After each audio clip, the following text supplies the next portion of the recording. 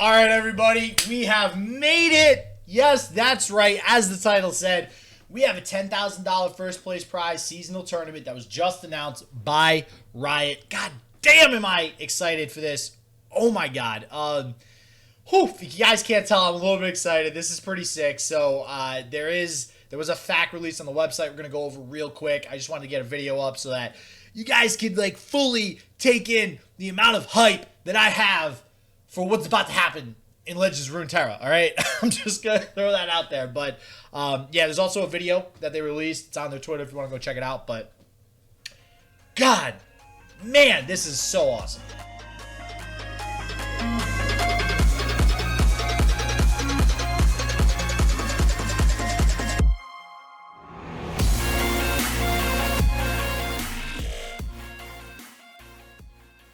All right, here is the fact. Oh man, so basically here's the deal, everybody. We got a seasonal tournament. It is happening every 2 months at the end of every season, right? Which is basically every time some new cards drop. So after everybody gets some, time to play with the cards, we're good to go. We can have a seasonal tournament, which is why the first one will be in December this time around. We did just have some cards drop. We're going to get it in 2 months from now before some additional cards come out with the remainder of the, what would be the Call of the Mountain expansions, plural. So this is going to be 1,024 players. So I am really excited at how they set this up. There's 700 players invited from Ladder and 324 from Gauntlet. Pretty cool stuff. The players from Ladder, so it's only the top 700, but this is amazing. This is stuff that Hearthstone never really implemented. I mentioned Hearthstone because I played Hearthstone a lot. I know Hearthstone. The ladder, especially early on in Hearthstone's life, the ladder didn't really matter. And this gives people a reason more than just, hey, I got first on ladder as like bragging rights to play ladder. You actually want to get top 700 to go ahead and get the invite to this tournament. So pretty cool stuff on Riot's part with that. But even cooler, they included another game mode as a way to get an invite, and that's Gauntlet. And this is really smart on their part as well, because I feel like a lot of games, a lot of card games specifically, a lot of other card games don't include their other game modes in competitive, tournaments for that card game. So in this case, Gauntlet will be included. And how that works, if you guys don't know what Gauntlet is, you pick a deck, you go into the Gauntlet, you got to get 7 straight wins. Kind of, sort of. It's not really 7 straight wins. It's you have to get 7 wins without losing 2 games in a row, right? And the way this works is there's now last chance gauntlets and prime glories. I'm going to preface this by saying you can read it here, and it even doesn't really sound like it's fully fleshed out, but I don't really care. The fact they even worked Gauntlet into it in the first place is good. So they can figure this out. It's no big deal. I'm not worried about it. But so basically, every weekly Gauntlet, the very first Gauntlet you play, if you get 7 wins, you get a Prime Glory. And you can get 5 of those Prime Glory. They give you like tokens, right?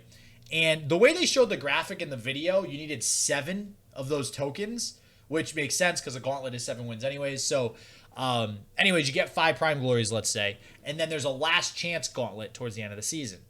And you have to win the last chance Gauntlet. Now, the only question I have is I don't know if you just have to win the last chance Gauntlet for 6 total, or because sticking with the 7, I feel like you have to win 2 last chance gauntlets with 7 wins, and you have to be one of the first people to win 2 last chance gauntlets on top of the 5 prime glories. And then I also think that even if you don't get 5 prime glories, if you just win, like, let's say 7 straight last chance gauntlets, maybe you can qualify. I'm not sure. Don't quote me.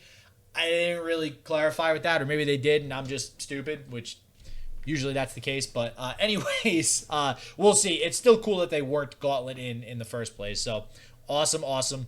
As far as the tournament is concerned, we got 5 rounds of Swiss. And if you do some quick math, 5 rounds of Swiss, after 5 rounds, there's 32 undefeated players. Those are the 32 that make it to day 2 for a top cut.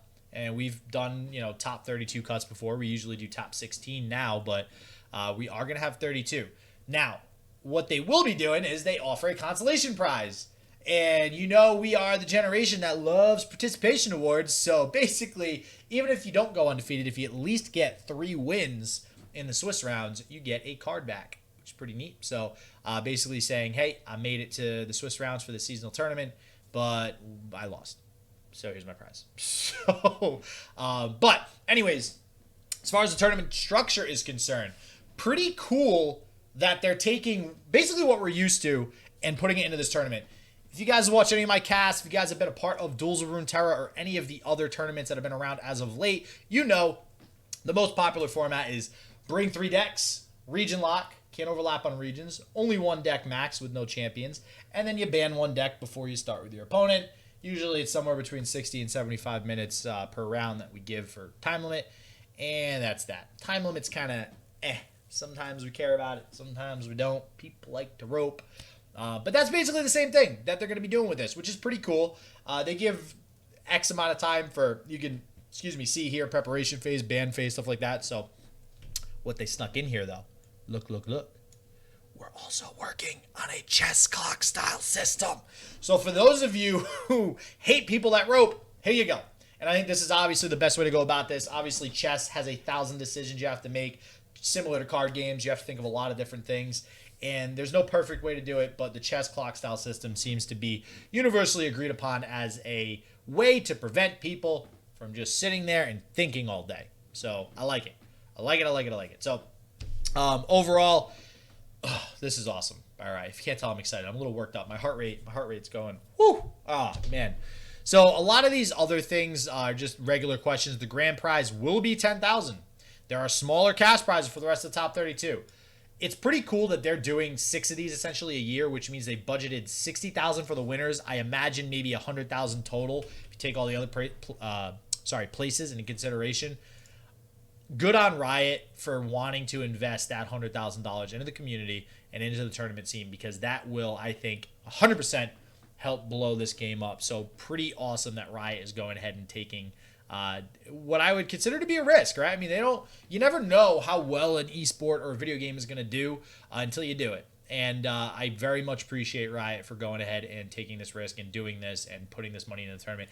I don't think it's personally a risk because I think this game is the shit, but yeah, So, anyways, how can I watch the tournament? Well, hopefully I'll be able to answer that question more directly, but for now, they say on various channels. I would very much love to be casting this on a regular basis. I think that it's going to be pretty cool to see the top 700 players on ladder, because those same top 700 players are generally the same ones that are in Duels of Runeterra, that are in the Ascent of Targon, that are doing these things week in and week out that I'm getting to cast.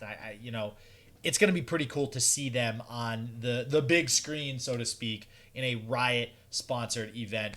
So I would love to be there to go ahead and see that and cast that, and man, that would be awesome. So very much cannot contain my excitement for all of this stuff. Man, I can't even find words for it now. I'm so happy. All right, anyways, and to top it all off, towards the end of this, will season tournaments be a path to pro, world championship wed? They very much understand that the viewer base, the player base right now is very esports centric and very focused on how this becomes an esport. They're already talking about world championships, already talking about how to be pro. Neither of these are answered because this pro isn't a thing yet in this. But the fact they are thinking about it is what gets me excited. They were thinking about tournaments back when the game dropped in January. They had similar questions like this where they didn't have answers, but they had the questions posted up so that they could show us that that they knew that that's what we wanted and that they're aware of it. So pretty awesome to see that stuff. But man, guys, everybody. Oh, this is going to be awesome. I am super excited. So if you guys are looking to get involved in the tournament scene, you can start with Duels of Runeterra, and there will be a link in the description below to the Discord. It's no longer the Duels of Runeterra Discord because it is sponsored by Team Liquid, so you can actually, it's I forget the name of the server, it's like Liquid Tactics or something like that. It's also combined with their TFT server. So go ahead, join the server. You'll find all the information you need in there about the Duels of Runeterra tournament. There will be one this weekend that I will be casting, as per usual, the NA side with Boulevard, my man.